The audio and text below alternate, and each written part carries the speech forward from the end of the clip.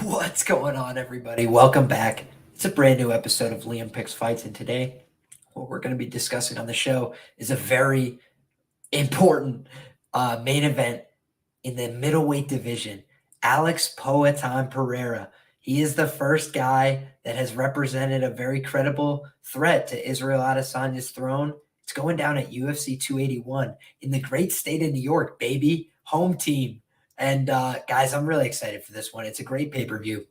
There's a ton of great fights from the bottom all the way up to the top, and we got a lot of great action to discuss. So without further ado, why don't we dive in the very first fight of the night? We are going to be seeing a light heavyweight bout. The first representative from City Kickboxing will be Carlos Ulberg. He's taking on Nicolae Negumereanu. I might be the only guy on YouTube that can pronounce that, but I'm just playing. Anyways, Nicolae, he's a guy who's done, some interesting things so far in the UFC. He's kind of gotten some greasy wins across the finish line. I've had him in a couple of these fights. And truth be told, he's never made it look pretty, right? His chin looks to be on a silver platter in most of his fights. And the guy's just shown he's pretty tough. He's pretty durable. He's willing to take a beating.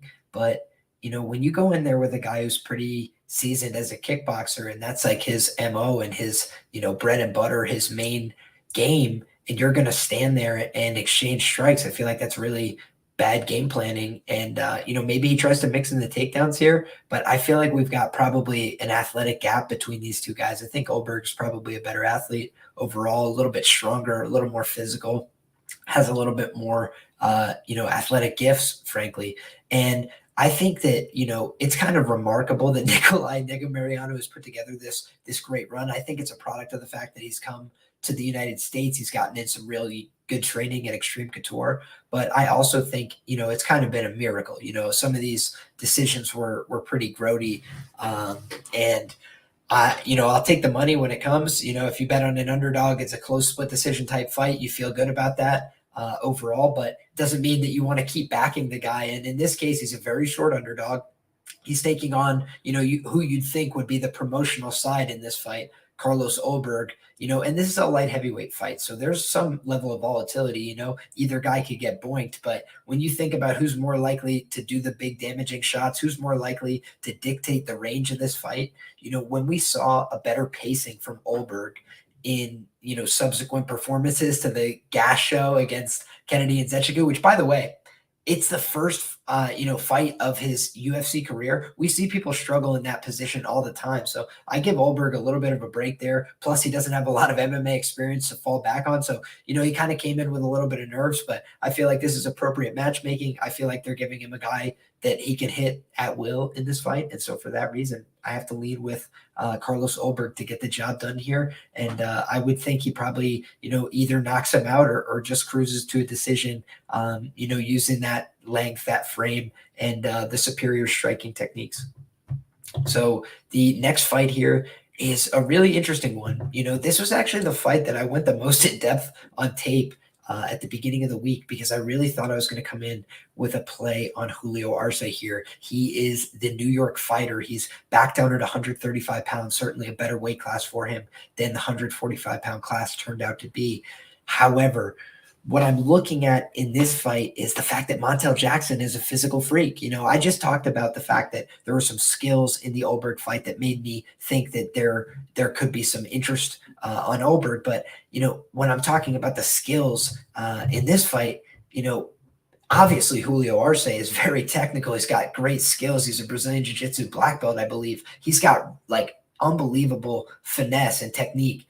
But Montel Jackson is a physical force. And when he goes out there in these fights, I've seen him get in really bad positions that look like they'd be fight ending for most people, certainly positions that are round losing, certainly positions that, you have to really just go into defense mode, and he'll grab a hold of somebody's wrist and just stand up. And there's not a lot of guys that can do it in the UFC. I talked about Derek Lewis as the classic example, right? Like, he just gets up sometimes.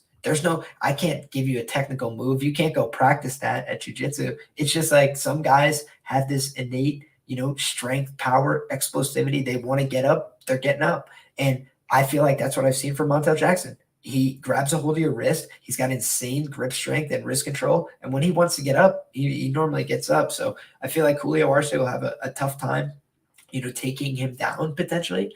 And I think that, if Montel wants takedowns, he could probably get them. I think if they're exchanging on the feet, maybe Julio gets off one or two more strikes, in the exchanges. Maybe he looks a little bit cleaner, but I just feel like if he gets tagged with one of these big shots coming back, it could be all she wrote in that instance. So yeah, that's the kind of thing that, will ultimately make me favor Montel Jackson to get the job done here. And a lot of people I respect on Julio Arce. I think he's a very talented fighter. He's had some bad runs of luck as far as hasn't been able to get those close decisions in New York at this point. I believe he's 0-2 at the Garden. But another opportunity here, and he's taken on a guy who's a little bit more green than him. And the reason I'm not out here advocating laying minus 200 on Montel Jackson, which I believe is the market-wide price. I'm going to go check over with my friends at OddsJam and see what the best market price in the New York area is, since we are talking about a New York fight card here after all. And as you guys know, that is my home jurisdiction as well. So I'm looking right now, and the best price that I'm seeing on Montel Jackson is minus 200. That is at Resorts World Bet and Points Bet. It's minus 205 on DraftKings. So you're seeing pretty similar pricing there across the board. Minus 213 on Pinnacle Sportsbook, minus 220 on FanDuel and Bet Rivers for those that are interested. So, some of the sharper books are a little bit higher on the Mike Jackson, chalk in this stage, but, minus 220, minus 200, that does tend to be a range that can be, a potential buster. So I do get why people are interested. It's an early spot on the card. You might be able to snipe that experience gap, but I just think that the athleticism gap is what's going to ultimately decide this fight. And, you got one guy who's a little bit on the back nine of his career in Julio Arce, who I really respect, and I hope he goes out there and gets the win. But I do have a bad feeling that Montel Jackson's just better prepared at this time for these challenges, and I think he's going to advance in the division. So for that reason, we can move along to the next fight here, guys. For the people that were interested in that Julio Arce side, you can get the best available price on Pinnacle Sportsbook, plus 180. It's plus 175 on Caesars, DraftKings, a couple places there, FanDuel as well, plus 176. So if you're looking for that, nice plus 170 or so price on Julio Arce, you can find it at those books and, get involved if that's what you want to do. So far, I've passed on this fight completely. I should just wrap around to say that Carlos Ulberg is going to be on my betting slate. I think I'm just going to have to get to him on the money line. Haven't looked at the prop market too much there, but I will dive in a little bit later on here. So next up, guys, we've got a fight in the featherweight division, and we've got Mike Trizano. He's going to be taking on Seung Choi, and this is another compelling fight, right? Featherweight, we could breeze through this one because it's a fight that I don't have a bet on. Seung Choi hasn't really been reliable chalk thus far in the UFC, but the truth is, I just don't think Mike Trizano is extremely invested in his fight career. And again, this is a local guy. He could kick my ass. All these things are true, and I wish nothing but the best for him here. But just a couple signs that I don't like to see. He missed weight. In his last fight, he dropped his opponent. I didn't feel like he had, the necessary follow-up, that killer instinct, perhaps. And, Choi, on the other hand, he only has one finish win so far in the UFC, but he does hit with a lot of power. He's cracked a lot of guys and hurt them and landed big shots and heavy hands. So I feel like it would not surprise me to see Choi replicate the result that Lucas Almeida got. And, in that spot, a lot of people were pretty heavy on the Trizano side. And, he had went from being a short underdog in a lot of his fights and barely eking out split decisions to being favored there. So I had to get on the other side there. I was on Lucas Almeida. I took him inside the distance as well, plus 400 in a featherweight tilt, when you got one guy who doesn't really have the dynamic offense in Trizano. And that's the one thing that stood out in the UFC. Trizano's upside has seemingly been, close decisions at this point. And for me, that's not really going to cut it. At chalk or a short underdog price, I really want to see somebody have a danger factor, a way that they can finish the fight. And, for all I know, he's going to go out there and put it on a grappling clinic or something. But, as far as I'm concerned, if you're missing the weight class, I believe for the first time, if you're starting to have lackluster results in your fights, and you just look a little bit tuned out, I can't support that from a betting standpoint. So yeah, it's a duo Choi. Oh my God. Excuse me, Seung Choi. I've been up for a lot of hours, guys. My day started at 5 a.m., so please forgive me. But I think Seung Choi is the side, frankly, in this fight, and I think Seung Choi has a decent chance to win the fight by knockout. But I'm not going to invest right now in that. I'm just going to pass on the fight for the time being because it just seems like a weird number. Now, next fight on the card, a clear pass for me. Karolina Kowalkiewicz taking on Silvana Gomez-Juarez. I see a lot of flag plants on this one, guys. And truth be told, can't invest in either of these women upon further review, right? You take a look at the Karolina Kowalkiewicz side. She has not beat a fighter named anything other than Felice Herrig since 2017, ladies and gentlemen. So Felice Herrig has been her win in 2018, and she was her win in this year as well. Now, you look on the other side, Silvana Gomez-Juarez, she comes in, she got submitted by Lupita Godinez, prospect I was pretty high on, have definitely, tempered my expectations there a little bit. I think she's got good wrestling, but, maybe not the highest fight IQ or the best flow to her game, because she really was stifled completely in that Angela Hill fight. But alas, we're talking about Silvana Gomez-Juarez, the lady that she armbarred in the first round. And then she proceeds to knock down Vanessa Demopoulos in her subsequent bout. She looks like she's on track. She's going to get that first victory in the UFC. And all of a sudden, classic WMMA strikes once again. The armbar from guard, and it's all over. I think that, what she showed in her last fight was not very much. Na Liang, hardly a proven UFC level fighter. And then, I was thinking to myself, Silvana Gomez-Juarez, she's got to be the side here. She's the new prospect on the block. She's the up and comer. And then I was thinking to myself, she's probably been beating better girls. I go look at her record. Everybody's 5-6 and 3-2. And, nothing really that made me, confident. So I feel like neither of these ladies has a convincing win on their resume, in the time span that it would be a relevant data point. So for me, what would ultimately make me lean Kowalkiewicz as a slight favorite here is just that she has fought that higher level of competition. She has been in the UFC for a long time. She's been in some of these big fight cards, MSG, this kind of thing, contendership bouts. Silvana Gomez-Juarez is the same age. They're both 37 years of age. And Karolina Kowalkiewicz is the one that's got a lot more experience. So I feel like overall I would lean towards KK, but has she shown me like a consistent good product that I could support with my hard-earned dollars? I just can't see that right now. So unless something changes between now and fight time, I think this is a pretty clear stay away for me. Because I could see, either girl winning inside the distance, or I could see this turning into a sloppy decision where nobody knows who won at the end, and the pick'em price looks appropriate. So I just don't want to get my money involved in this one. Another fight I don't want to get my money involved in, Ottman Azaitar taking on Matt Frevola. Definitely considered both sides in this fight, actually, because, on the one hand, Matt Frevola has just proven to be a little bit of a chin liability, hasn't always fought to the smartest game plan that you would want from him. Showed that he could do, really impressive things. He took down Jalen Turner pretty relentlessly in their fight, got on top, passed the guard a couple times. Jalen Turner's a hell of a grappler, man. So I feel like, that was more of a cardio push than anything, but it did show me that when Matt Frevola doesn't get knocked out, guy's a very talented fighter. He can really put some stuff together, but he is a self-admitted lover of the brawl. He likes to get in there, throw hands, get in the fire.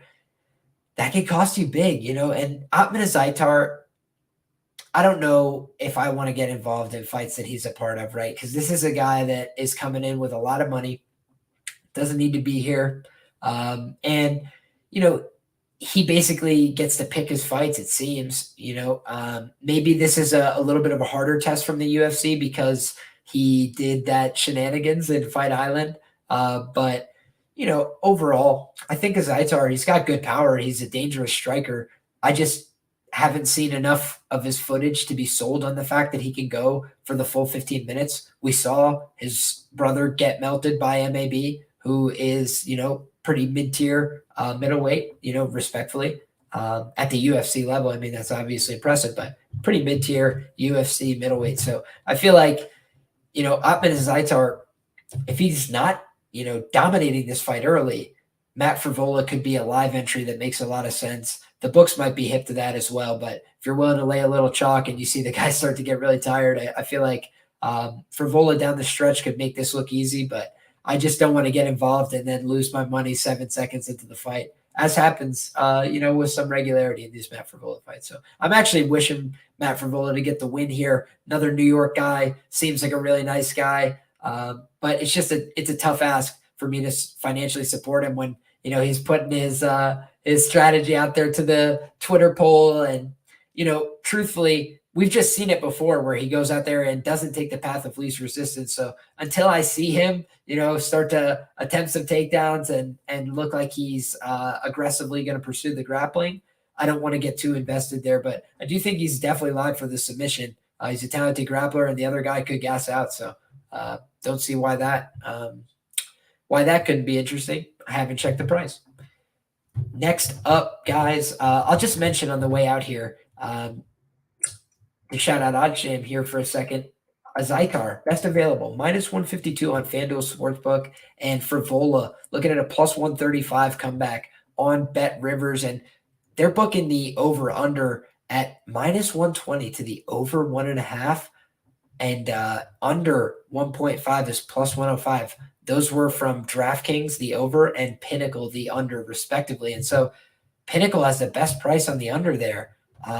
That would make me think that Frivola's live, just based on the way that they're booking that total. But who knows? Who knows? Not a fight that I have tremendous interest in. So we can move to the next fight on the card, guys. And as we do, please go ahead and smash the like button on this video out here at 2:51 local time. Trying to drop some content for the people. And, I wanted to make sure I came to you guys with, most of my bets already locked in, most of my opinions already hammered out. So the fights that I know I'm passing on, but now we're going to start to get into some of the meat of some of the bets that I have taken on the card as well. And that includes Wellington Turman. And if you thought that I wanted to bet Wellington Turman, you're crazy. But I just feel like my hand was forced by the line here. Wellington Turman, you want to talk about the downside? He doesn't have a great chin, right? And anybody who's going to, follow me off this cliff, let's say, right? You got to know going in, this is one of those chances where the guy might get nuked and finish. But I think that, Andre Petroski's not very technical with his striking. He just is very powerful with his striking. He likes to get after people a little bit in that early going. But we've actually seen that when he starts to gas out a little bit, he becomes more vulnerable. I think that people have the wrong idea about some of these finishes he got in the UFC. They're saying, maybe this is proof positive that he does have good cardio, but it's like he's going out there against guys he's heavily overmatched against. So even at a diminished cardio capacity, he's able to keep up there, keep working them through the transitions, and ultimately come out on top. I don't know that he's going to be able to do that against Wellington Turman.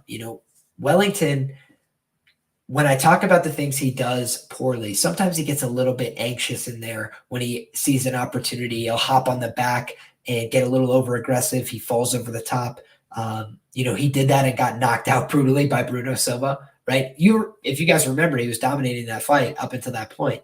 And it only takes one from Bruno Silva, and Wellington Turman doesn't have the greatest shin in the world. But I feel like I'm starting to see that back knee a little bit from Wellington Turman. I feel like he's starting to get a little bit more definition in the shoulders. I feel like that chin might be coming out an extra half inch. I'm kidding. But overall, I just feel like, since he's moved to the Teixeira gym, he's looked like he's coming in better shape.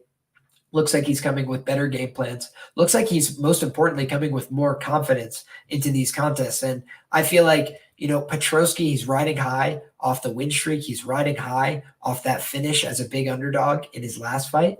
But this is a classic potential letdown spot. The guy goes from being a massive favorite to being a big underdog against an overhyped prospect. I took advantage there. I did bet 1 unit on him at +350 in that fight.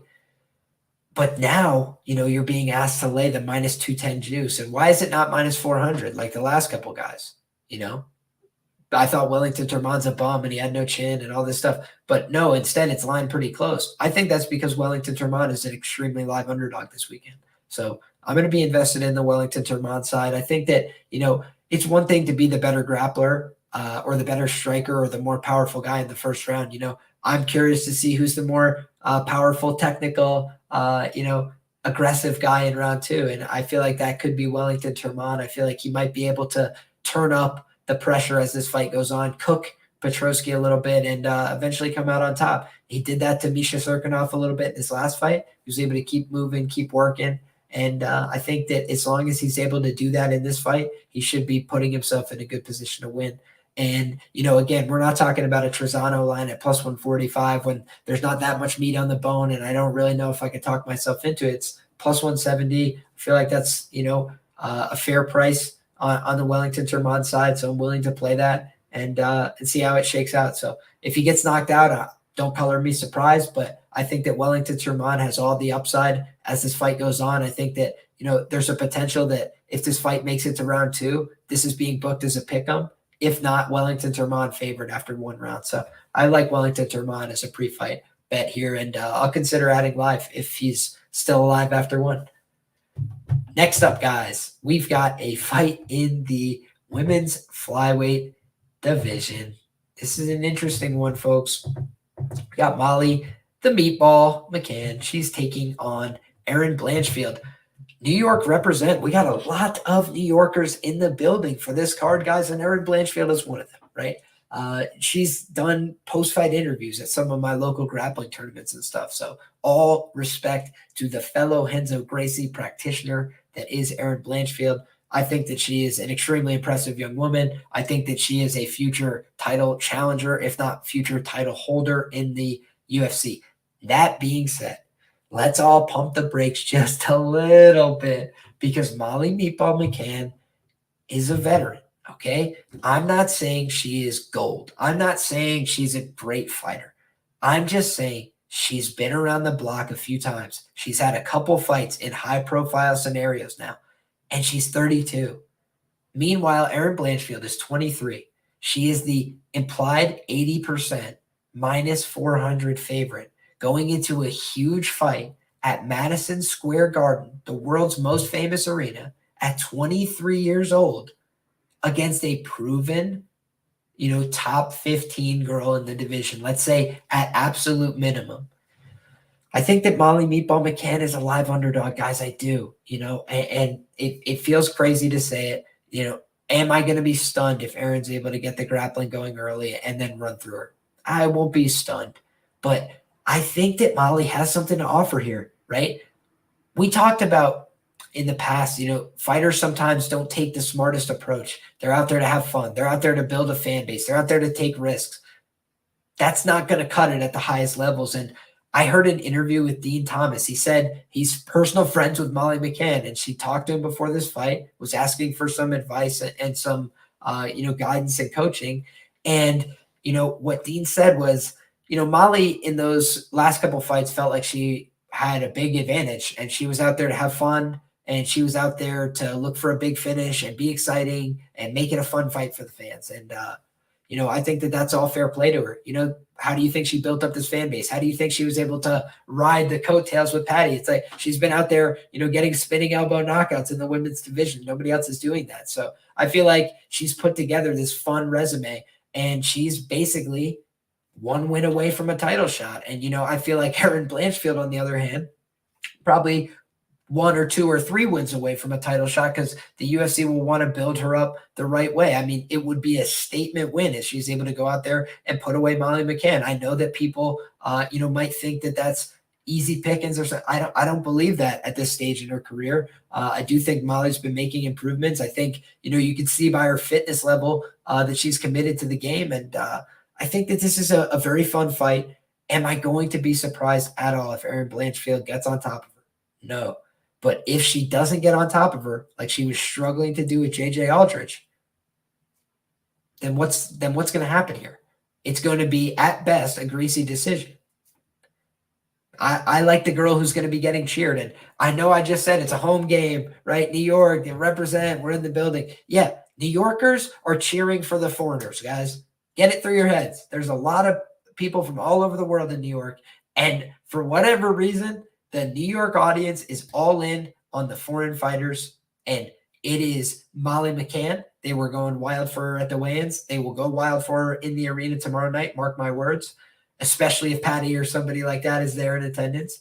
I think that, in addition, the reception that we were hearing for Weili Zhang, right? They were booing Carla Esparza. She's like claiming the U.S. They're like, boo, screw that. Like, we like Weili better. Like, the U.S.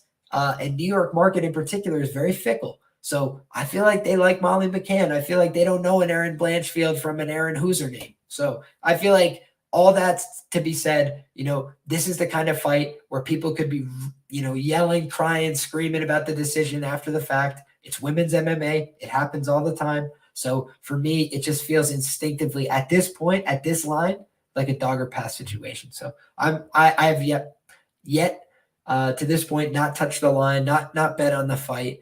I feel like there might even be more steam that comes in on the Blanchfield side here, but I really don't know. It's an interesting fight to me. I think the sharp split could be here, but I know there's going to be members of the public riding with Molly. I know that just on instinct, but this feels like the kind of fight where sometimes the public wins, and I just feel like when the public gets a say, when it's a big pay-per-view, when it's not at the Apex, and the public has an influence on the crowd, on the judges, on what people take away from the fight, on what the commentators say about the fight, I feel like it has a big impact. So overall, I just have to lean towards a dog or pass situation.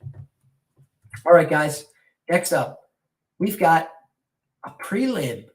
Dominick Reyes back to no fanfare in the light heavyweight division. Former title challenger.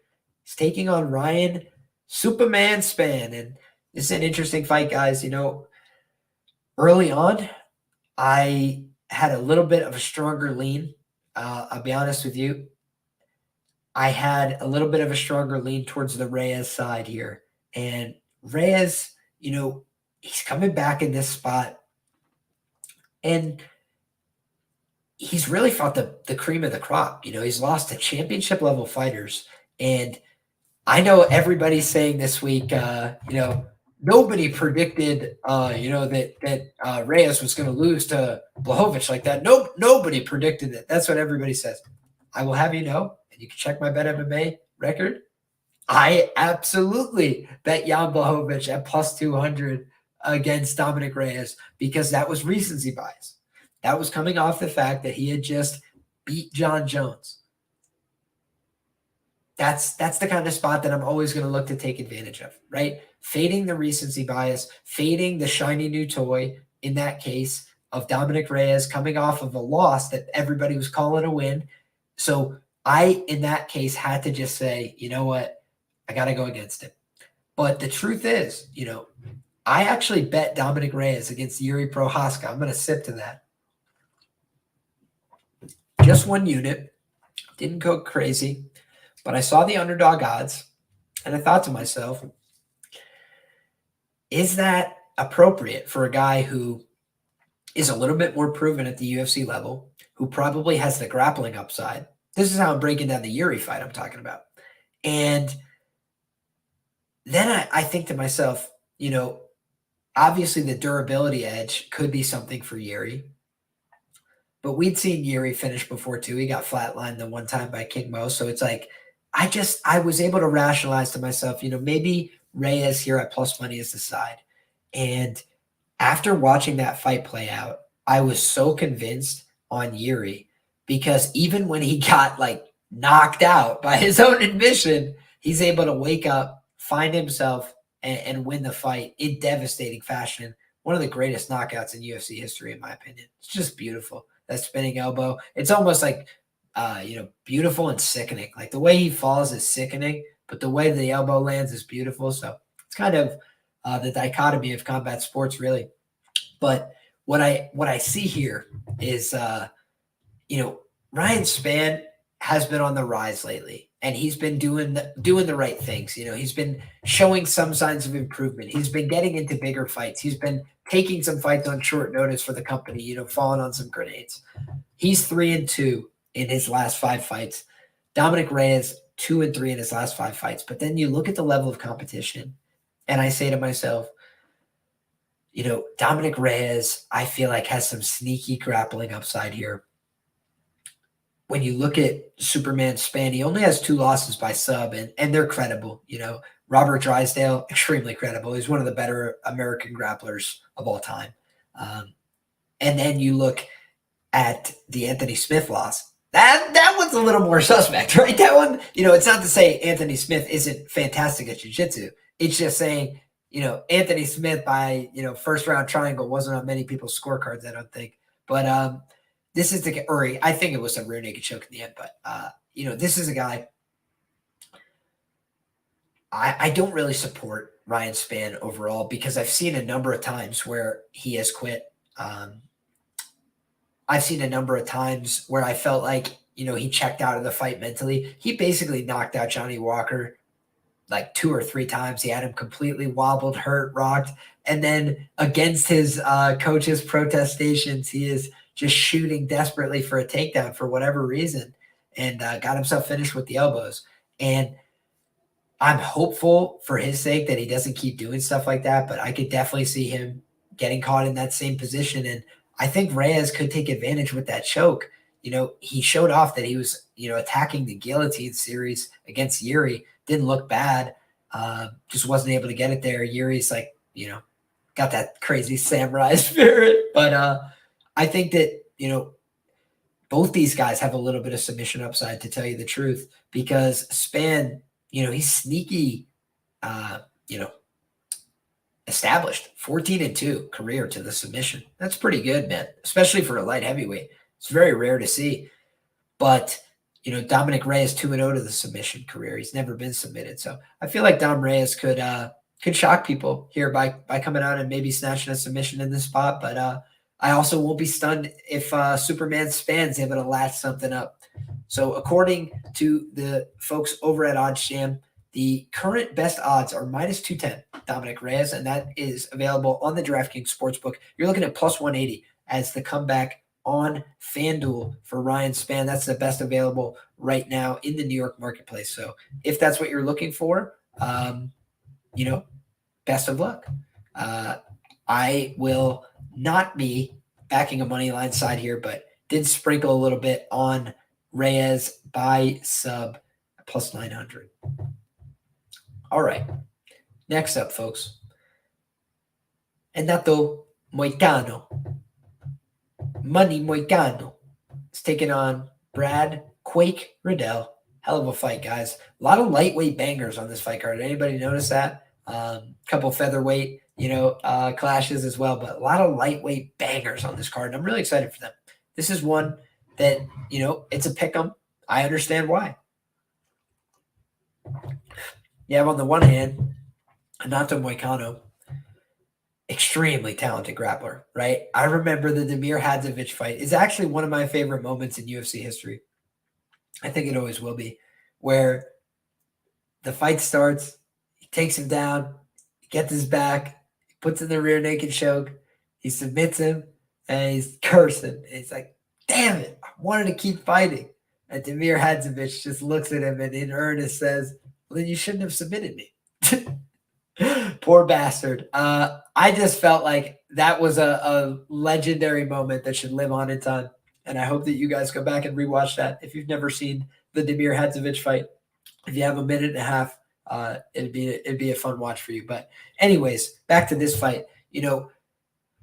I bet a lot of money on Jalen Turner last time against Brad Riddell. I thought it was a terrible matchup for him. Unfortunately, doesn't have the biggest frame for this lightweight division. A little bit older, a little bit longer in the tooth. A lot of head trauma across multiple combat sports careers here. And you see, it's starting to add up in the UFC as well. I do think, on the other hand, Renato Moicano, his biggest liability is his chin. He's been caught before, he's been hurt, he's been rocked, he's been finished, he's been hit to the body and finished. But then I bet a fortune on RDA inside the distance and on the money line, thank goodness, at minus 175. So I ended up coming out spades there. But I'm saying I put a lot of money on the inside the distance there because I was like, RDA is going to beat his ass. And RDA beat his ass, and he did not go away in that spot. So that was a little bit impressive to me. He did that on short notice as well. Yes, Kappa, my man. I have not been engaging the chat as much. You guys are legends. Sharpest chat in the game. I say it every week. Cash that Jalen sub plus 700. Yep. Cash the Jalen sub. Cash the Jalen sub 1. Cash Jalen inside the distance. Cash the Jalen money line. All of that. Fight not to go the distance. Cash it. All that. So this is the interesting question from LeBreer about this fight. DX Flyer, appreciate you, my brother. I haven't acknowledged anybody till Kappa bets, my man. I just started acknowledging the chat. So peace, love, and chicken grease, my man. Was trying to fire through some fights because I know it's late and wanted to get through some of these breakdowns for people. But can Moicano take down Riddell is the ultimate question. And, I think the interesting angle here is that what if Renato Moicano outstrikes Brad Riddell? And I don't expect that to be at a super high clip, but just like we saw the guy get hurt in the early exchanges, and Brad Riddell, like a lot of fighters, his natural reaction to getting hurt is to pursue a takedown. It's to go for, a shot. And most of the time that works just fine. However, when it doesn't work, it gets you, hip bumped into the mount, and then you get finished with the guillotine choke. Jalen Turner is a tough guy. He's a tough customer. He's a good grappler, but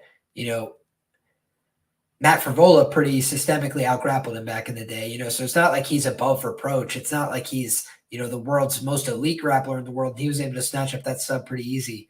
And Renato Moicano is a smooth operator on the ground, guys. He's very good at passing the guard, but I don't know if his takedowns are going to work here. What I think is ultimately to his advantage is he doesn't need to have, the most comprehensive takedown system here. He's got a huge size advantage. So if he's able to get one hook in, this guy from the body triangle, I don't think you're getting him off. He's very technical from there. He's got a great body type for it. He's got those long limbs. And meanwhile, Brad is like short, stout, kind of easy to jump on top of. But Brad is a gamer, and he's tough and he's gritty as all hell. So unless you put that guy away, unless you hurt him really bad and put him down, or unless you, jump on his neck and put him in a position where, he's got a tap, the guy's tough as all hell. So I want to give him that credit and the respect, but haven't loved what I've seen from Brad in recent performances. I did back him against Fiziev, and just felt like that was a pretty lifeless performance, to tell you the truth. And I felt like Fiziev kind of ran away with that. It told me the level difference. It told me it was master and protege. It seems to me like Brad Riddell is more of a coach, and Renato Moicano right now might be a little bit more of a competitor. So I think that in terms of, a lot of people like the CKB parlay. I don't want to shit on anybody's bet. God bless you guys. I wish you the best, but I will not be riding that. I do think Brad Riddell could bust that parlay right up if he's not careful, because Renato Moicano, he can throw down on the feet. He proved that in his last fight. And on top of that, he's one of the better submission artists, I would reckon, and one of the better grapplers, top side in the division. Interesting to see how this one plays out. Should be very fun. But Brad Riddell has fallen on hard times. There's no other way to say it. I think he's fallen a little bit on hard times, and this is an important fight for him. So I'm rooting for him to get back on track. I have not bet on this fight. I don't think this is going the distance, though. I think that somebody's getting finished here, and I think either one of them could get knocked out. I don't see Brad Riddell submitting Renato Moicano, truth be told, but I think that Renato is live to sub. So should be a good fight. I think that's why Renato is slightly favored. He's just got that chance to find a submission to get on top. I think that, would I be stunned to see Brad hit a reactive double or something? I guess I wouldn't be stunned, but I actually don't love that for him. I don't want to see him on top in this fight. I feel like that would be the danger zone and he could get submitted for bottom. But guys, that takes us to the main card. So if you haven't already, please go ahead and get subscribed to the channel because we still got 5 great fights to break down. And we do this each and every week for all the UFC cards. And so far, so good this year. Been having a very profitable year and just looking to keep the ball rolling. Looking to put our money in a good position every week, come back to it, and try and get those underdogs across the finish line. So I'm going to take a nice swig here, and we're going to get going on this main card. Very nice. I got a cappuccino protein shake here today for after jiu-jitsu. Still rolling with the coffee, but also getting that protein in, building up our muscles, trying to get jacked, trying to compete myself like some of these guys on the UFC card. So speaking of grapplers, we've got Claudio Puelles, the Prince of Peru, and he's taking on Dan the Hangman Hooker. Holy shit, guys. You can't find somebody that doesn't have a Dan the Hangman Hooker ticket this weekend, it seems, right? Not me, I'll tell you guys. I'm not saying that it's a bad bet. I'm not saying that he's going to lose the fight. I'm just saying I can't support what I've seen from Dan Hooker in these recent performances. And now everybody's talking about the fact that it's been against a high level of competition. I would agree that that's true, but you have to evaluate somebody over time because ultimately in combat sports, it's you versus you.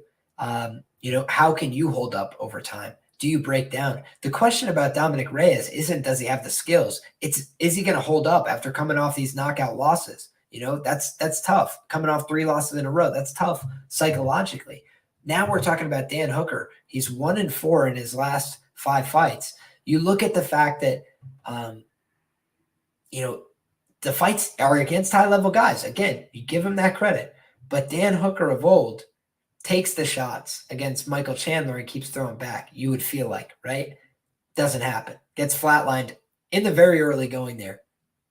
And so you think to yourself, maybe that's an outlier. Maybe that's something we're not going to see. But then you see he starts to get a little bit slow. He starts to, my man, Nick, he says, Puelles lost a round to Twerk Boy. Patty Pimblett almost lost a round to Twerk Boy before everybody gets too out of here. But what I'll say is this, right? Claudio Puelles is one of the worst cap fighters on this fight card. Just according to the data. It's not about my opinion. It's just about looking at the data. People love to fade Claudio Puelles, and they lose money on it. Long term, you've lost money if you've done it. I did it a couple times. I'm not saying I'm above it. Let me go back at my previous bet history. And shout out to betmma.tips. Guys, if you're not already, I would encourage you guys, track your bets. You want to see if you're profitable over time. You want to see where you need to improve, where you're hemorrhaging money, where you're making your money. BetMMA.tips, really good resource. Don't make $1 from telling you about the service if you sign up to track your own bets, but I just find it's very effective for my game because, for example, I could go back and see my previous bets on this card's fighters, and I'm looking right now at my previous bets on Claudio Puelles, and I bet 2 units on Chris Gritzmacher, lost. I bet 2 units on Clay Guida, lost. So now I'm looking at this fight, right? And Nasrat Haqparast is the one win in the 5 fights for Dan Hooker. And do you guys remember that fight? Because I remember it. And what was happening in that fight was they were starting to exchange a little bit in the boxing, and Nasrat's a southpaw. So he was starting to land a little bit with the left hand, and Hooker was like, no, I've seen this story before. And so he started going for takedowns. He started clinching him. He started pushing him against the fence. And I think that's where he's the best. He does all right at distance. He's got the beautiful knees when he's at space. He could throw good hooks. He could throw good uppercuts. He could put together some pretty good punches, but he's not really big on defense. He's not really big on trying to block shots or get out of the way. He just takes them a lot of the time. And when you've got great durability, when you're young, when you're on the come up, all that works. But I feel like what we've been seeing in some of these recent performances is, a lack of clarity about what he wants to do. In terms of the weight class, we see that. In terms of, what his strategy is going to be. Yes, against Nasrat, he's able to go out there and get the takedowns. How many guys realistically in the lightweight division is Dan Hooker going to be able to out-wrestle and out-grapple? He he had to resort to doing the same thing against Paul Felder, and he tried to do the same thing against Dustin Poirier because, to tell you the truth, like, Dan Hooker is billed as a striker, and he is a better striker on paper than Claudio Puelles. There's no doubt about that.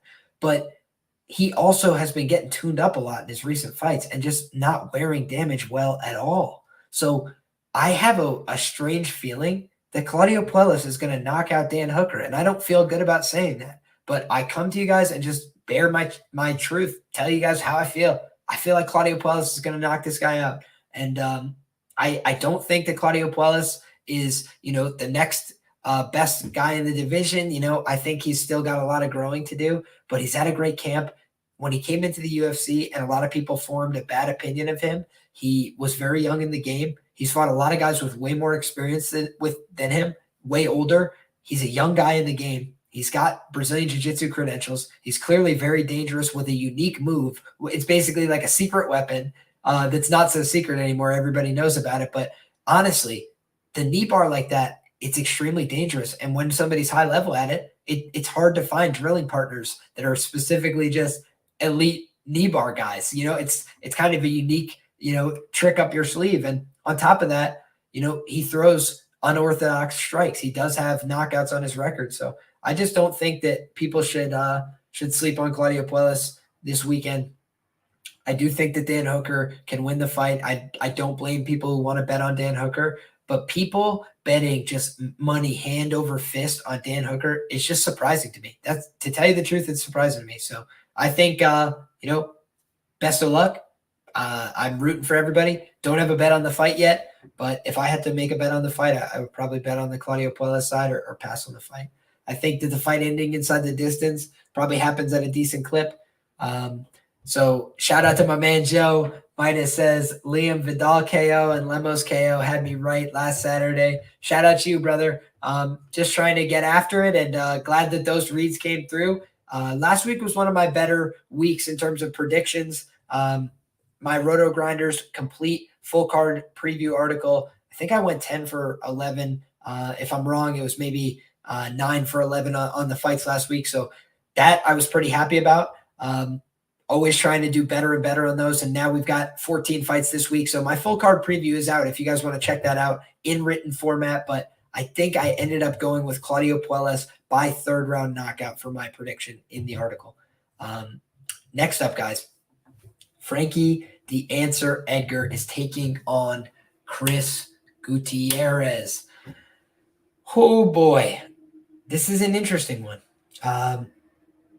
At first, I was 150% sold that this was a Chris Gutierrez by knockout bet, and don't overthink it.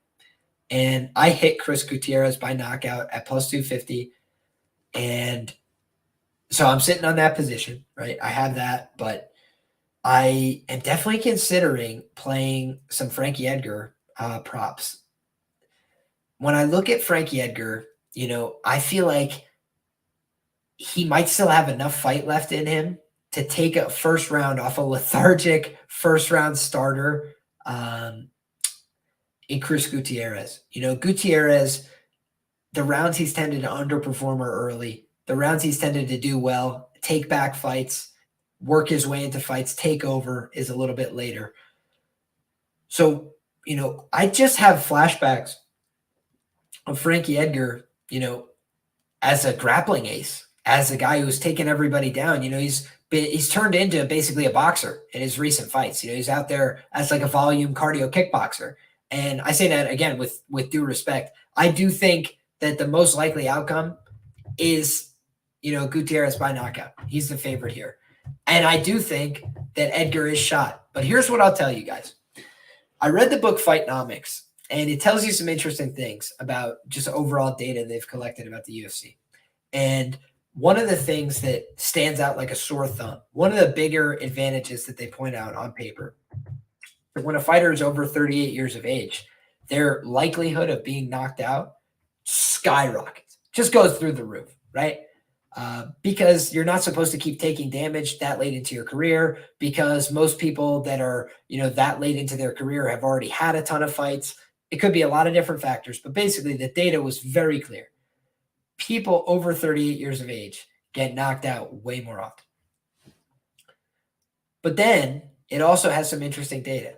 It says that they rarely get submitted because by that stage in your career, they tend to have better submission defense. They tend to have more skills and technique. It doesn't tend to be a technique problem. It tends to be, a durability problem more often than not. And that's what Frankie Edgar's been dealing with. I don't know how much of a skill regression he's had. He's definitely had a physical drop-off. But what they, what I think people, might forget is just that people can grapple for a long time, Chris Gutierrez has never been known for being a stellar blowaway grappler. It's just that when he doesn't get grappled, he's extremely dangerous on the feet. So when this fight's on the feet, Frankie is liable to get knocked out from second one till the bell. That's why I bet Gutierrez by knockout as my first bet. Insta bet, first thought. But I just have to tell you the truth. Like, Frankie Edgar is probably leagues better than Cody Durden as a grappler, and Cody Durden easily controlled the back for 5 minutes. So do I have to explain any further why I don't have the conviction to go out there and lay the Gutierrez minus 230 on the money line? Yes, I think Gutierrez finishes. Yes, I think he wins. Yes, I think plus 250 was appetizing for what I think is the most likely outcome. But I'm just not ruling out this fucking guy from Tom's River. I'm telling you, Frankie Edgar is coming to play for keeps, and he's a hell of a fighter. Maybe I'm just getting, suckered into the homerism, the bias, but I'm telling you the truth, guys. Just the more I dug into the research, the more I said to myself, 6-1-1 in the UFC is Chris Gutierrez, and he has quietly done all that. They could be setting him up for this big highlight moment, but they also could be saying, Frankie, this guy, he's gotten taken down in the past. He struggled with the wrestlers and the grapplers. One last chance. Maybe he's a little less dangerous than Chito Vera. He's not, the same kind of ranking. So see if you can go out there and do it against this guy. And, they gave him the perfect backdrop. MSG, worst comes to worst. We get the Frankie Edgar retirement speech celebration. I know it's all beers on New Yorkers for the New Jerseyan.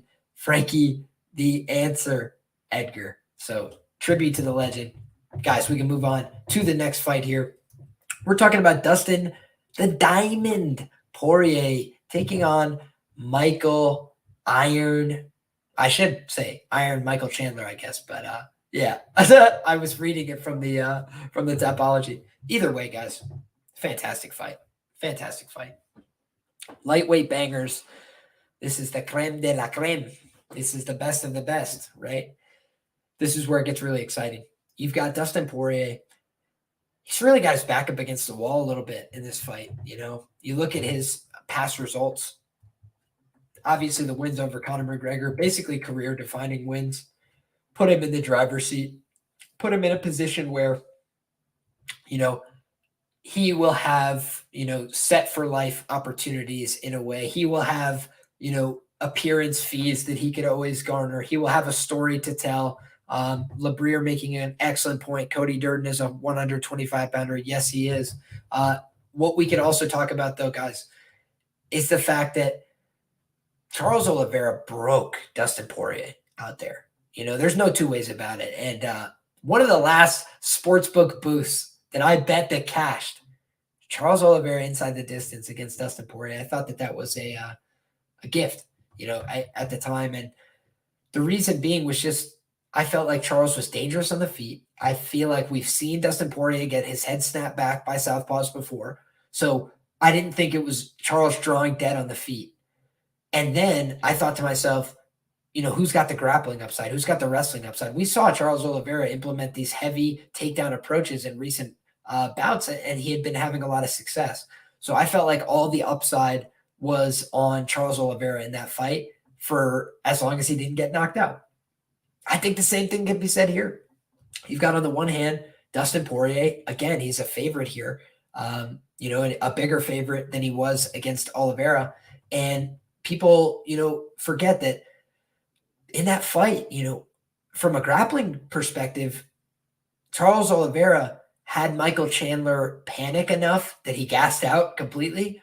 but he stayed safe in a lot of dangerous positions. He stayed safe in a lot of positions where guys get submitted.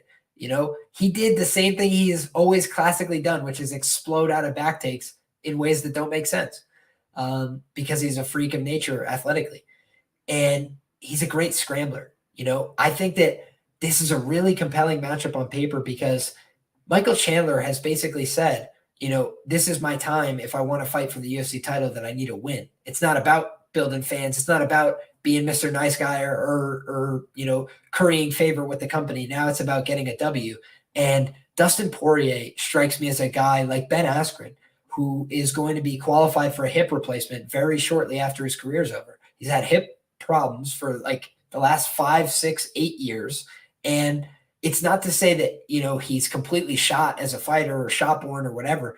It's just to say, like, if you don't have your hip working at full functionality, it's very hard to grapple. It's extremely difficult to wrestle. It's even harder to defend takedowns.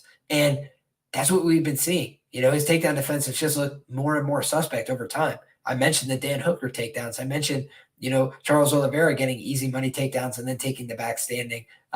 Poirier did the weird rollout to the guard, but it's like, so at best, that's just like a huge tactical error and something that was pretty dumb. Or at worst, he was wilting under the pressure and he rolled to his back there to just try and cover up and mitigate and, control posture and do things that a lot of fighters do when they're under duress. And he just hasn't looked comfortable to me in fights except the counter fights. And, those are fights against, a fighter that I love historically, right? I got the book right here. Right. So you can't even say that I'm not a Conor fan. But the truth is, like, Conor's a part-time fighter now. He's a shell of himself in some ways. And I'd love to see him get back to his old roots. But, those wins don't mean as much to me at this day and age, at this stage of the game, especially the way in which the third win came by. It wasn't like any of these were one-sided, master classes. I felt like he took some hard shots in all those fights. I felt like in the Hooker fight, he almost got blasted out of there. I felt like in the Oliveira fight, if it had stayed on the feet, he would have got finished by body shots, knees to the body. He was getting torched there. And I just think that Chandler hits very hard.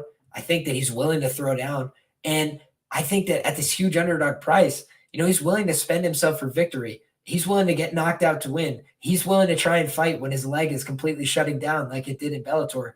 And I think he is a savage. I think that Dustin Poirier, you got to give him all the credit, the love, the respect. But when you've had your title dreams dashed twice in epic fashion, it's hard to build up for another run. It's hard to get back into it all. He just signed the hot sauce deal. I remember people were saying McGregor signed the whiskey deal. He's a millionaire, whatever.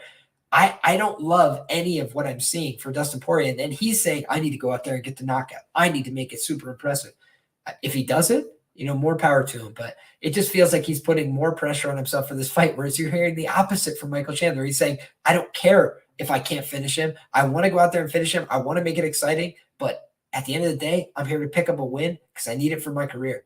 So that makes me want to bet the underdog. And I lean towards Michael Chandler here to get the job done as a betting underdog. And I think that Dustin Poirier, in the next few fights, may be retired. 26 fights already in the UFC, guys. He's been here since he was a kid. He's a great fighter. He's a hell of a man, does a lot of the right things by all accounts, but just got to say, call a spade a spade. And I feel like, he's not long for the lightweight division. I don't think that he's going to beat much of the up-and-coming contenders. I feel like his grappling will get exposed at this level.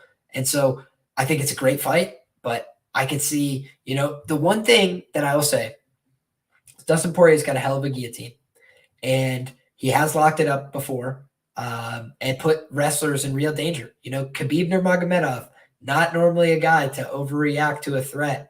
He did flat back himself momentarily to release some of the pressure from that choke and get a better position. So got to give him the credit where it's due. The guy will attempt submissions. He's dangerous. He's got a good, choke series. But Michael Chandler, sneaky fact, never been submitted in his career. Been around for a long time. 23-7 as a pro. He has never been submitted in his career. So I feel like, this is a great fight, man. This is a great fight. Hell of a matchup. I think if you put a gun to my head and said, who do you think wins the fight? How do they get it done? I would say Michael Chandler gets the job done inside the distance. I like Michael Chandler to get the finish here. Next up, guys. Women's strawweight.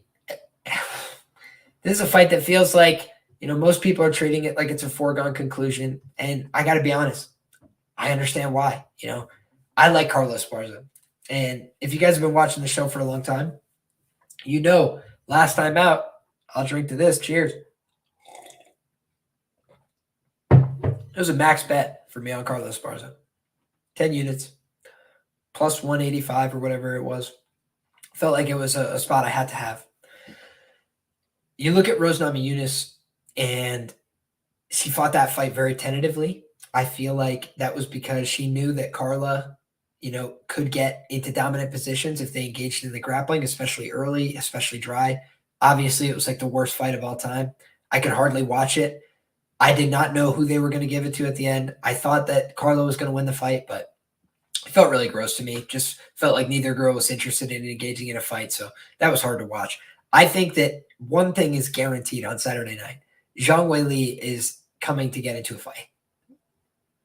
Zhang Weili is coming to get into a fight on Saturday night. I don't think she's here to pitter-patter and dance around the outside and have fun and be friends and tap hands and have a little staring contest. I don't think she's going to do that.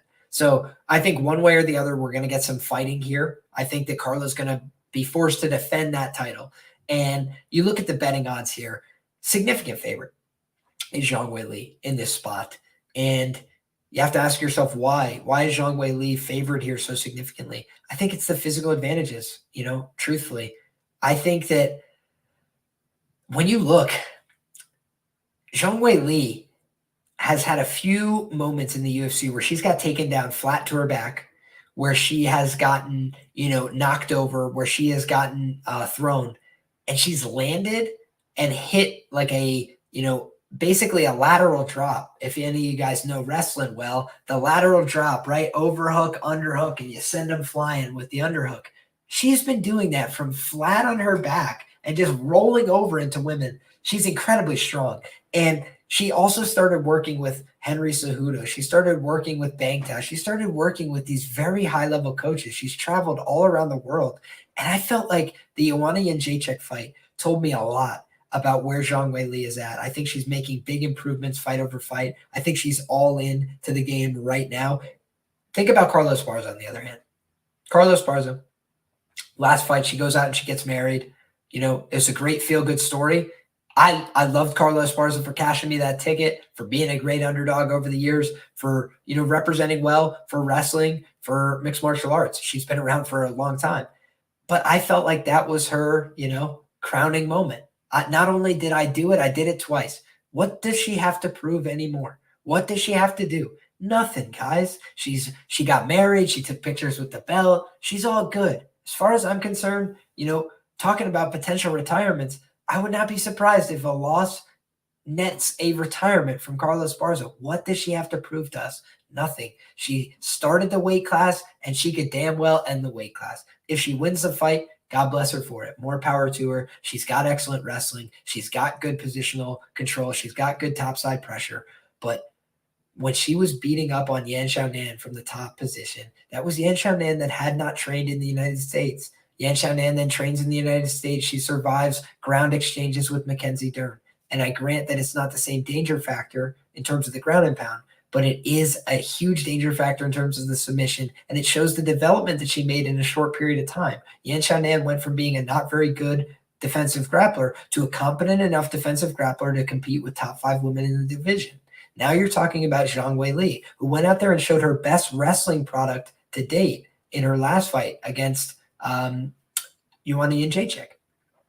Joanna Jędrzejczyk has not historically been easy to wrestle. Go back and watch the first Carla Esparza fight where Carla doesn't get any takedowns and then gets brutally knocked out. She basically just got lit up like a Christmas tree and eventually said no mas. And I feel like, Carla, she's done it all. So if the going gets tough here, if she starts getting landed on with big barrages of shots, I don't know that Carla is going to give her best effort in this one. I think Carla might try and mitigate. I think she might try and take a foot off the gas pedal. I think she might concede this fight to Zhang Weili and say, hey, at the end of the day, you're better. Thanks for the memories, everybody. We'll see y'all next time. I think she might ride off into the sunset, guys. So I can't back that fighter. I can't back a fighter who I think is on the precipice of being done. I think that it's possible she keeps fighting. God bless her if she does. I think that the end is near for Carla Esparza, whether it's this fight or the next one. And I'm probably just going to have to stay betting against her. So I didn't go with the money line here. It's a pretty, chalked up money line price, but it's gut level feeling like Zhang Weili is going to get this job done one way or the other. So best of luck to anybody taking a bet. Can't blame anybody. Looking over, according to my friends at OddsJam right now, we've got the best available price, plus 310. Surprisingly high, some might say, on Carlos Esparza. That's on Bet River Sportsbook. You're looking at a comeback of minus 340.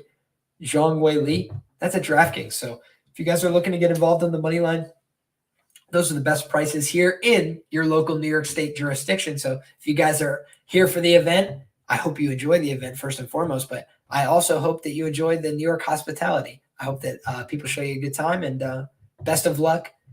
If you're taking action, make sure that you shop for the best prices. OddsJam, great place to do it. Guys, just want to mention briefly, as we get into the main event here, the other sponsor for this show, PrizePicks, simplest game in all of DFS. Guys, if you're looking to get involved, all you have to do is go to the information in the description box below. It's got my code, Liam.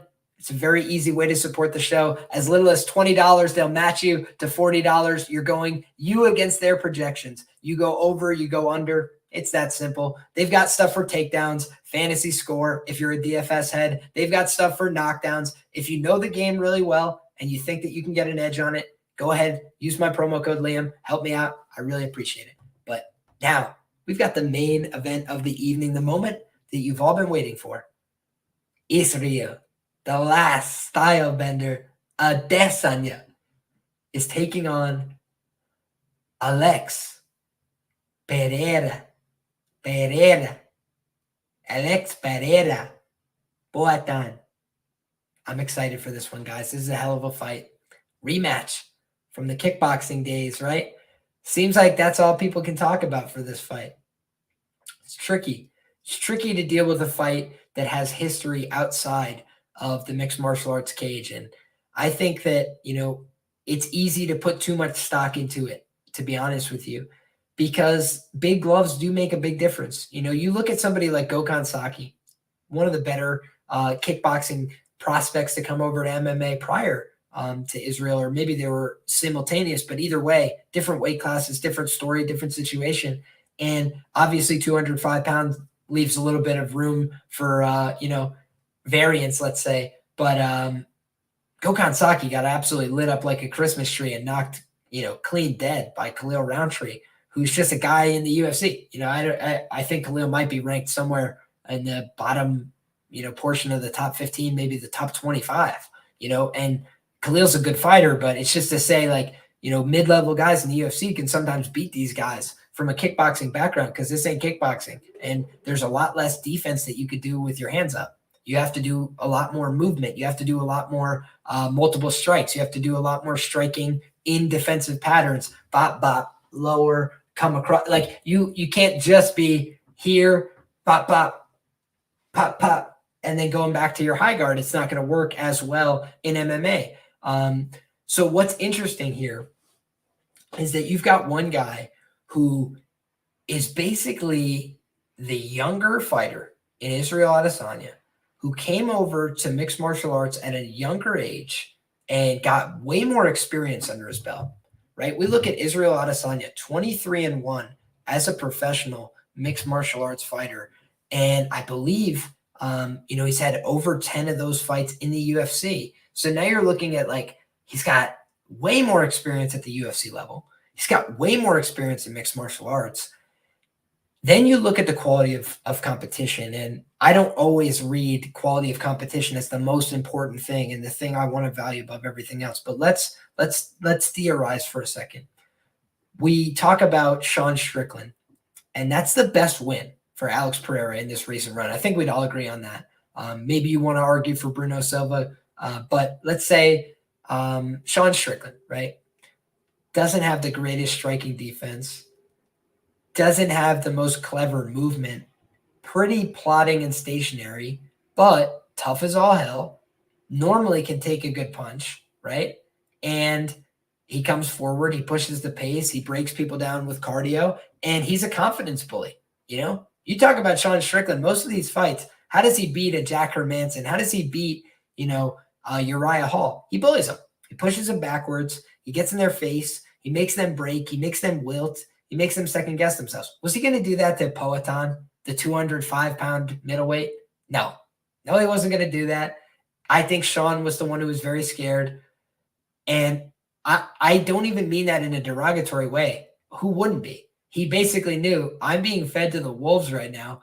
And I don't think that, Sean is a great jiu-jitsu guy. He's very talented. But his wrestling component, I don't think it's there. I don't think he considers wrestling manly or whatever the hell he always talks about. I don't think Sean Strickland is a thought leader. If you guys do, God bless you for it. But I do think what I like about this matchup is that we're going to learn more about Alex Pereira in MMA. We're going to learn more about if he is a prospect at this UFC level. But let me just run you through this scenario, right? He goes toe-to-toe with Bruno Silva, right? Bruno Silva was out there banging with him.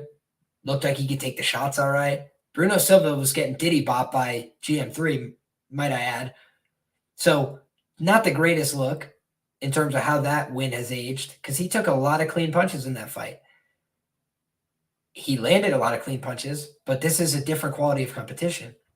Now we're talking about, okay, who's the more credentialed grappler? I've heard some interesting takes this week. Glover and the guys from the camp that Alex works at all are saying, Alex is going to be the better grappler. He is the stronger guy. He's crazy strong in the grappling. And he's just going to be way too physical. So Izzy doesn't even want to go there. And, if we wanted to take him down, we could take him down. This is like basically the goods that they're selling. And I don't know that I buy it, right? Because I look back at the history, the ledger, the game log. What does it tell me? It tells me Israel Adesanya has been extremely difficult to take down. Outside of the fight at 205 pounds with Jan Blachowicz, Israel Adesanya has been extremely difficult to take down. Marvin Vettori struggled to do it. Brazilian Jiu-Jitsu brown belt, King's MMA, training in the States. Like every box should be checked there. Trains with a lot of great wrestlers like Beneil Dariush, and these guys couldn't get it across the finish line there. Rushed the back take, lost all the position. Israel looked like the better comprehensive grappler at the end of the day, defending all the takedowns. Then what do we see in the Derek Brunson fight? Derek Brunson, shout out Jamie Gibbs, share the same college wrestling coach, so always got love and respect for my man DB. Blonde Brunson, one of the greatest characters to ever grace the UFC, and rode that money train for a while. But, the truth is, Derek Brunson, the mystery, the secret sauce to his game is that he mixes in the wrestling and the striking. He gets you to think about wrestling, and the second you start to defend the takedown, he punches you as hard as he can in the face. And then when you go to punch him back, he wrestles you again. And he plays that off to very good effect. But he was afraid to engage in the striking with Izzy. He did not want to get out there and touch, hands with Izzy because his chin is a tiny bit suspect, in my opinion, because he's at that age threshold. And so for all those reasons, Derek was trying to be out there and get right to the wrestling, and he didn't integrate that striking at all. But we saw Izzy was able to easily defend the takedowns, easily read the entries that were coming at him, and answer with good, sound decisions of his own.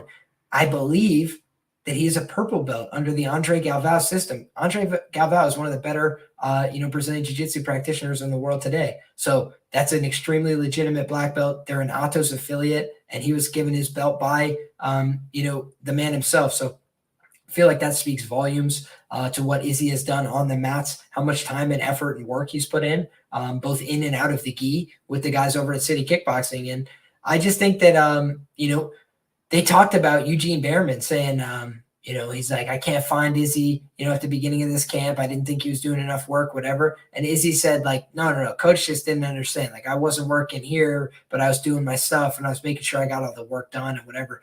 That to me just screamed like this guy is working with other partners to try and develop other skills. He's a great kickboxer. He's going against a great kickboxer. So they both have amazing skills on the feet. Early in the fight, I think it's going to be extremely competitive on the feet. I think that Alex has a little bit of an edge in power. I think that Israel has a little bit more of a strike variety. I think his footwork is much better. I think that his ability to cut angles and get in and out is much better. I think he's got better defense. I don't know how that's going to transpire because it could take one mistake and you could get caught. But what I do believe is the 5-round championship experience of Israel Adesanya cannot be discounted. I thought that Alex was slowing down just a little bit over the course of the fight.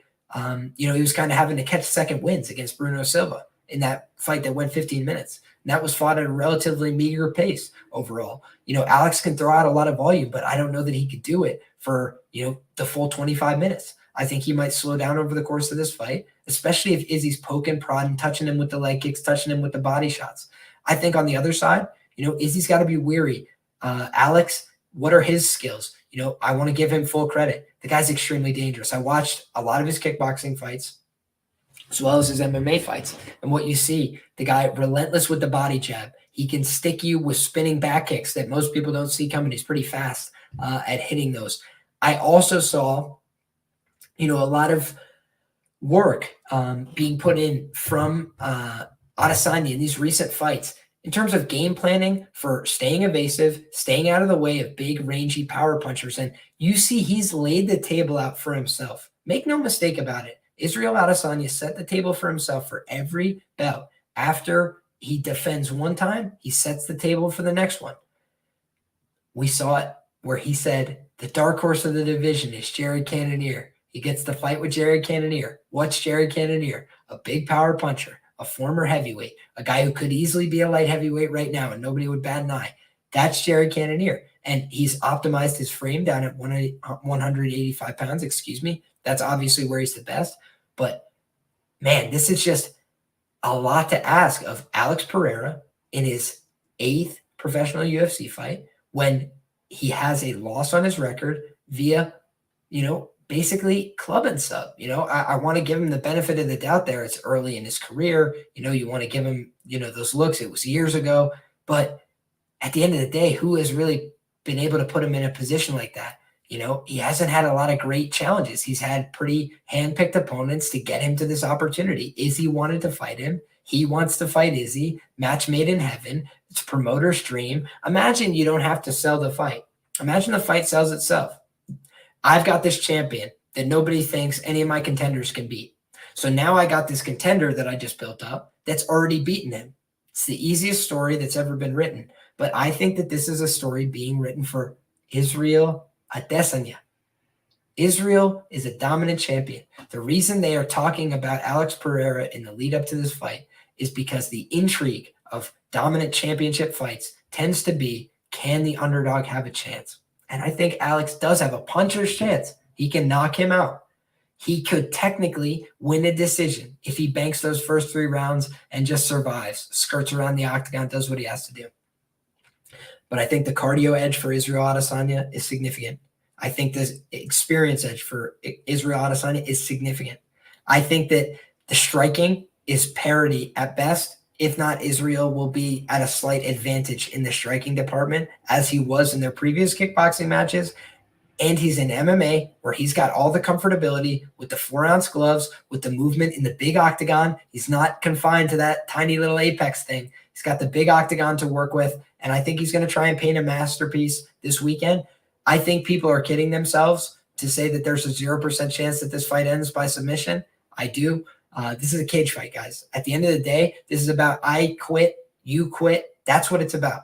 Me or you. Who's giving up first? And sometimes people quit because they can't take any more punishment. They get dropped by punches. But Israel Adesanya hit this guy with right hand, right hand, right hand, right hand. He talked about it in the interview. So if you don't think that this guy who has a Brazilian Jiu-Jitsu purple belt under Andre Galvao won't snatch a neck if he has to in this fight, I just think that you're crazy. I think that he'll do whatever it takes to win. I think he'll take him down if he has to. He'll go get a varsity letter in wrestling if that's what it takes to win the fight. I think Israel's here to win. I think he's here to retain that championship belt. I think that's exactly what he's going to do. So I'm riding with Israel Adesanya to get this done. I haven't been riding the Izzy train every fight. I don't believe that Israel is undefeated. I don't think is infatigable. I don't think he's the the guy that can't be beat. I don't think he's, this guy who's above reproach. I think a real grappler, I think Bo Nickel might be favored to beat Israel Adesanya today, but I don't think that the same is true about Alex Pereira, because styles make fights, ladies and gentlemen. And I think that when you talk about people that have certain sets of skills, styles make fights. Somebody who's a really dominant wrestler might be a problem for Israel Adesanya. That's not who's at the top of the middleweight division. And when he is setting the table for himself for future fights, he's not calling out Andre Muniz, the 5th degree black belt or whatever. He's not doing that. Why would he do that? He's calling out the guys that he wants to fight, the guys that will be revenge tour for him, like Pereira, the guys like Cannonier that would be a bucket list item. It's like he's literally just doing these things that would be fun for him. He's calling the shots. He's the champ. He's the A side. And I think he's going to be the winner on Saturday night. I think it's going to be a hell of a fight. I think that, early going, it's going to be tight assholes galore. If you bet on Israel Adesanya, you are going to be sweating, because this guy Pereira is scary. He comes out, he looks menacing. He throws heavies. He's not afraid to get in a fist fight with any man, woman, or child. So I do got to say, this is an intriguing matchup for this middleweight title. It feels like there's a real air of finality hanging over this, a real significance to this contest, because it does matter to the legacy of Israel Adesanya. If he's able to overcome this challenge, I think that would speak a lot to his championship medal. It's very difficult to beat a good fighter, to beat a good wrestler, whatever you want to say, 3 times. It is difficult to do that, but it's also really hard to overcome the fact that somebody beat you and somebody might just be better than you. This is all about being the best. This is all about trying to, push your dreams to the limit. And if you can't beat somebody, that hurts. He is taking a massive risk. If he goes 0-3, that's devastating to his legacy. It truly is. But if he's able to win here, that's redemption. And I think that's what champions do. I like Israel Adesanya to get it done. Hell of a fight card. Am I wrong? Less than 90 minutes. We broke down every fight. We talked about a lot of the betting angles. And here's what I can do for you guys. We've got 5 minutes left until it is 4 a.m.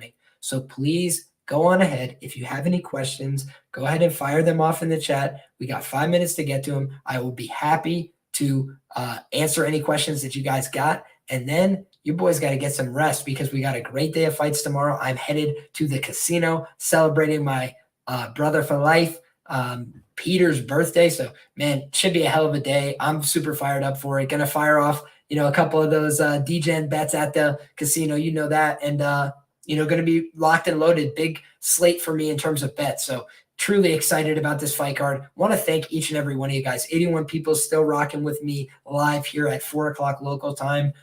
Best chat in the game, sharpest chat in the game. Say it each and every week, and I truly appreciate that. I will be headed up to Resorts World.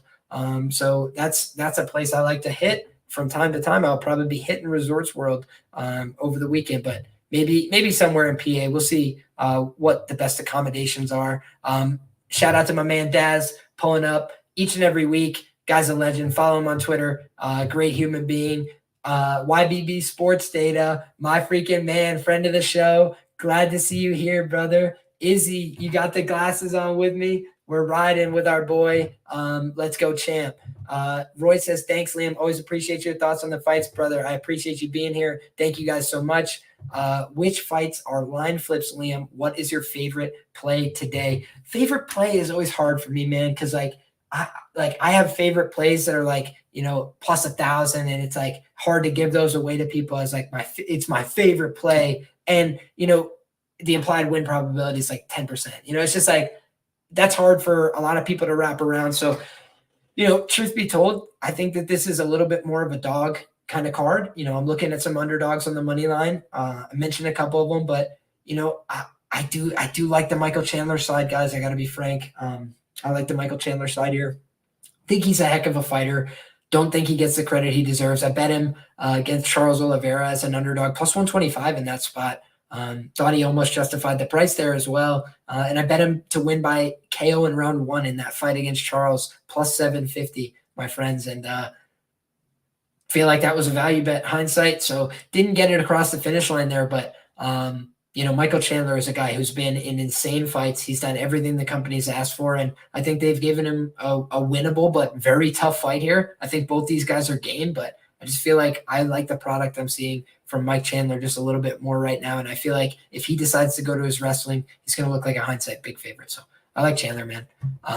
And also want to shout out the line flips that you asked about. So just going over to fightodds.io for a second, see if I could track that. Because, guys, I have to say, man, it's getting almost like borderline unusable on best fight odds.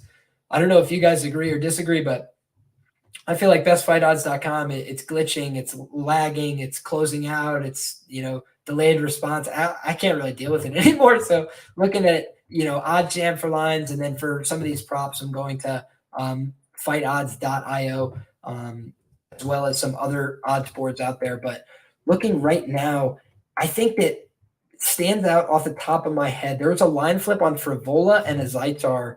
I think that it's very possible that fight ends inside the distance, no matter who wins. That would be my thought there. In this case, Frevola, it's kind of been going back and forth. Like, I feel like it opened up with Azaitar a slight favorite. They flipped it to Frevola being a favorite, the market, I mean, and then it flipped right back. And now it's just been going one-way traffic towards Azaitar. So, that's why that fight feels, ultra weird to me. And I just have left it alone, frankly, to this point. Then I'm looking, and Karolina Kowalkiewicz and Silvana Gomez-Juarez, I believe it's the only honest pick'em fight on the card today. And that's kind of just been a little bit of the tug-of-war action, back and forth. Nobody's really established themselves as a heavy favorite at any point, but, it's kind of just been pulling back and forth, minus 160 in one way, minus 108 the other, pulling a little bit. So not much to read into there, in my opinion. Other line flips, I'm seeing if I can identify any. No, it looks like these other ones have all stayed intact. Yep. I'm not seeing another line flip. Somebody can correct me if I'm wrong. I think those are the only line flips on the card. So shout out to you, Joe, for the question. Appreciate you guys. Let's see what other questions we got. Bruno Silva, who beat Wright, Sanchez, Turman, and Strickland. No way he should be in a championship fight. I agree with you, but here's what I'll say. You don't take, what you deserve. You take what you can get. And he can get a title fight. He's in a unique situation. But we've seen this before, in a few other circumstances. It's not an exact parallel, but think about Pat Cummins, Olympic alternate, high-level guy, talented, athletic, said that he had made Daniel Cormier cry in the wrestling room when they were training together. He had beat him so bad, DC would cry. And he said all this, right? And that was years prior in the wrestling room, stuff that's supposed to be kept confidential, but he had enough to make it a story. He had enough to sell. And Dana White heard the story, and he gets on SportsCenter and says, Pat Cummins, you're fired from your barista job. You're hired to be in the UFC. He hardly won another fight in the UFC. I'm kidding, of course. Pat Cummins went on to have a fine career, had a cool mustache. But, Pat Cummins really didn't amount to too much in the UFC. But that fight against DC was big business. It was drawing some attention dollars because it had a good story, because it was compelling. That's what it was. I feel like we're kind of seeing the same thing with Pereira here. There's a compelling backstory. It has nothing to do with MMA. Kickboxing is a little bit more analogous than just pure wrestling, but still, we're talking about one element. Imagine we did this thing without all the other things. I could outbox you if we only use our left hand and tie the other one behind our backs and put on blindfold. It's like it just gets to a little bit of a level of absurdity because all the skills are on the table this weekend, and whatever these guys have been working on, they're going to try and pull out here. You think that training with a black belt in Glover Teixeira, Pereira's never thought about using some grappling in his mixed martial arts career? I think that would be a little foolhardy. We've seen when he was put in positions to do so, Israel's been aggressive, hunting for submissions, hunting for attacks that make people, step away from his guard and back out. So I just think that you never want to oversimplify a fight. It's a fight. It's chaotic. And at the end of the day, anything can happen. I'm just trying to find better spots to put my money in than poor spots. And I think I did a good job tonight. That's what I'm hoping for. But each week I come back and ride again. Third-party track record, all available at betmma.tip/Liam Hessel. You guys can go check. All my information's in the description box below if you want to know all my bets as soon as I place them. I also put them in the Delphi Sports Patreon Discord, and it's just where I send all my information. I sent over 100 pages of notes on all the fighters on the cards tonight. Sent a couple individual write-ups on the plays that I'm taking for this week and why. And I'm just trying to do the same process each and every week, identify value bets, fire on them, and hope for the best. Come back next week and do it all again.